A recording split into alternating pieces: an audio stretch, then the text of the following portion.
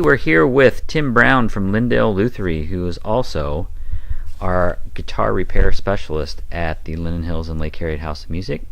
And Tim is here today to describe, you've heard this before, maybe this is a new term, what is a guitar or bass setup? It's a vital part of owning an instrument. Fire away, Tim. Very important. And people will come in and they got frets buzzing, they've got things out of tune, it doesn't feel right, the strings are hard to bend, grungy. And so what I do, first thing I do is check the existing measurements of the guitar.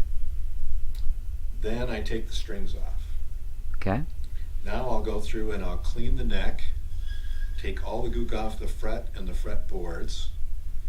I'll then put new strings back on it and check the nut up here, make sure that we have proper clearances at each string. And what does the nut do? The nut holds the strings at the top of the neck. Okay.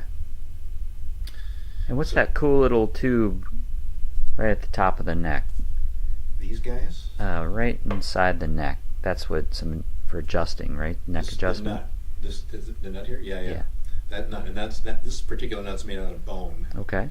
And so we'll check the height of the strings at each groove in the nut. We can take a quick look at the string spacing. Okay. And we can also look at the relationship of the strings, or the radius compared to the radius of the fingerboard. We'd like those to match. So it's all geometric and mathematically it's all perfect. Precision yes. geometry, exactly. Then I move to the saddles, and I'll adjust the height on these saddles so that we get our action height exactly like the client wants. Some people like it higher, some people like it lower. Then I'll go through and check the neck adjustment. Okay. Make sure there's a very slight but precise curvature on that neck so that we avoid buzzing to the degree possible. Is that called a truss rod? We adjust the truss rod, exactly. Okay. And this has a truss rod right in that hole there. And most guitars, even on your acoustics, you'll check in the sound hole. There should be the truss rod underneath. The sound hole, they're also in the neck often, and sometimes you'll get an old Fender that's got a truss rod adjustment at the heel of the neck, and you gotta loosen and take the neck off. Good reason for professional work. So now I've got the nut set, the saddle set, the neck is adjusted. Now I can come back to the saddles and adjust the intonation.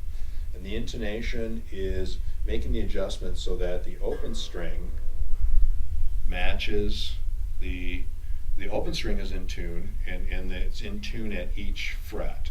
Okay. So at the octave, then you'd have an E matching the E. And I noticed, especially by the 12th fret, if you're soloing and your tuner says your guitar's in tune, but you're hearing weird sounds and notes that may be out of tune. The intonation is off, and here it's easy to see how you adjust that. You've got screws back here that move these saddles forward and back, and that's changing the scale length.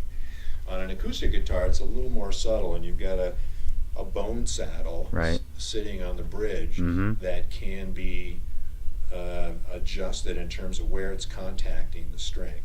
So it's not as adjustable, but it is adjustable on an acoustic guitar also. And finally, once I have all those items with the strings and the neck taken care of, then I'll play it and make sure everything works properly and it feels good.